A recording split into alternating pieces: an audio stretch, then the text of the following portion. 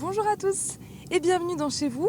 On est enfin arrivé au Pèlerin après avoir pris le bac de Loire, rappelez-vous, hier. Là, on va faire une découverte en fait du bourg avec Gilles Clavier qui s'y connaît un peu puisqu'elle est née complètement dans le bourg du Pèlerin. C'est parti!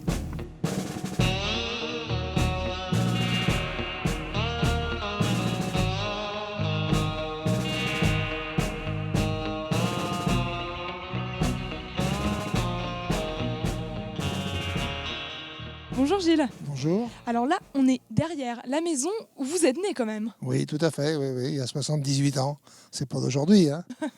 On se trouve dans la partie du vieux bourg Le vieux du bourg. Pèlerin. Vous allez nous emmener en promenade. Tout à Alors, fait. c'est quoi l'histoire de ce vieux bourg? Eh bien, c'était la rue la plus commerçante du bourg. À l'époque, dans les années 50, il y avait quand même 42 commerces. Ah oui. 42 commerces, ça faisait beaucoup. Aussi bien vous trouvez des charcutiers, des boulangers, des marchands de chaussures, des épiceries, des docteurs, des pharmaciens, etc., etc. Il y avait tout un tas de commerces. Hein. C'était vraiment, c'était la commerce la plus. Ça venait de Brun, ça venait de Saint-Jean. C'était une rue qui vivait.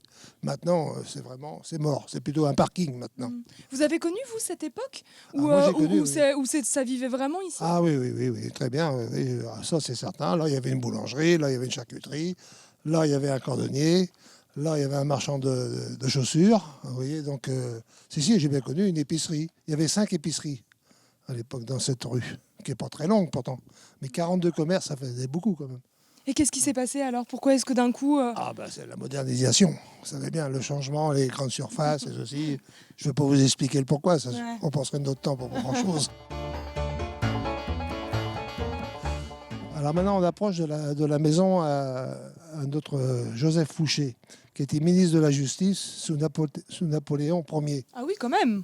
Voilà. Donc la maison est celle-ci, à gauche, là. Ouais. Donc, est née ici. Ah, Ouais. elle est très très belle. Ouais.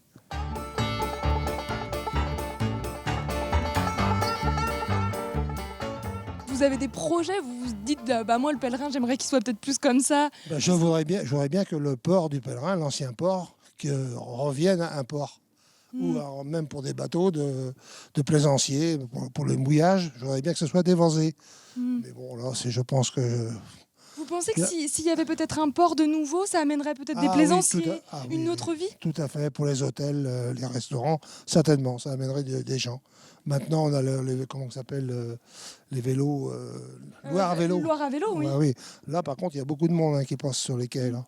Mais ces gens-là ne montent pas au commerce, ils ne vont pas dans les commerces.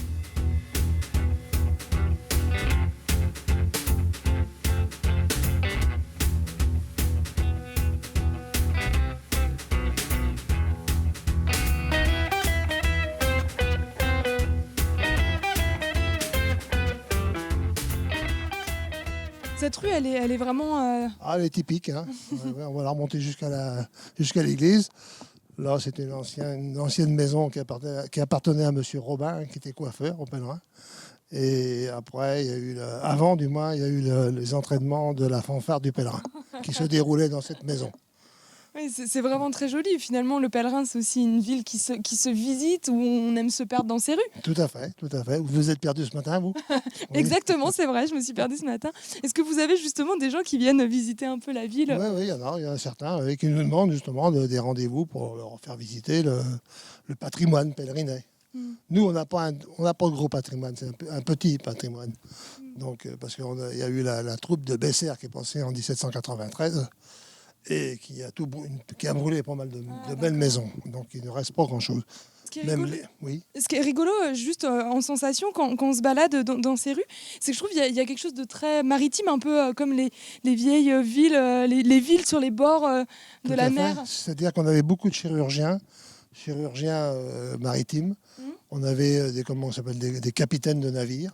Hein, dont tout à l'heure on parlait du fameux Fouché, son père était capitaine de navire. S'il y avait d'autres. Donc le Pèlerin était une ville riche. Ah, il était très riche à l'époque, très riche, plus riche que maintenant.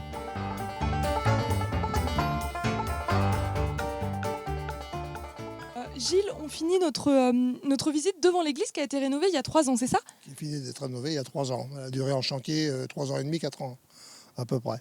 Et maintenant, vous voyez, on a le clocher a été complètement démonté. Hein. Oui, il a été remonté complètement à neuf. Et cette église-là date de 1850 et elle a remplacé à l'époque la vieille église qui a été incendiée par Besser en 1793. Très bien. Voilà. Et celle-ci elle date de 1850. Ce qui a été récupéré dans l'ancienne église, c'est le Christ. Alors donc il n'est pas tout jeune, mais on ne peut pas aller le visiter parce que l'église est fermée. Ok, bon, c'est pas grave, on viendra un week-end Ah oui, visiter voilà. l'église. Vous êtes invités, on vous invite cordialement. Super. Merci beaucoup, Gilles. Je vous en prie, merci. Chez vous, c'est fini pour aujourd'hui.